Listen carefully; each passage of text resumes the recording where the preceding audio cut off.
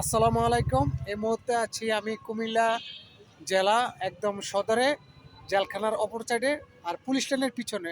এই জায়গাটার নাম হচ্ছে রেস কোর্স। আর আমার সামনেই আছে এই যে দেখেছে যে জেলখানা।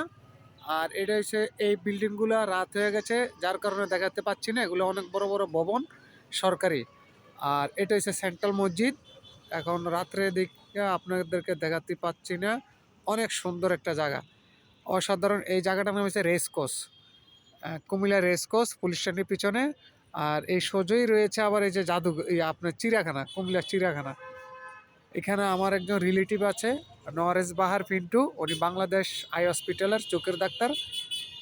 বাংলাদেশের ভিতরে 15 জনের ভিতরে একজন, অসাধারণ একজন ডাক্তার। তবে এই জায়গাগুলো এখনও ডেভেলপ হয় নাই, আস্তে আস্তে অনেক সুন্দর করে বিল্ডিংগুলো করতেছে ঢাকার মতন। অনেক সুন্দর বিল্ডিংগুলা। তবে এটা আবাসিক একদম ভিআইপি এলাকার মতন, গুলশান বনানির মতন হয়ে যাবে। এখানে আরেকটা জায়গা আছে রেসকোর্সের পরে, আবার ধানমন্ডি আছে ঢাকার মতন।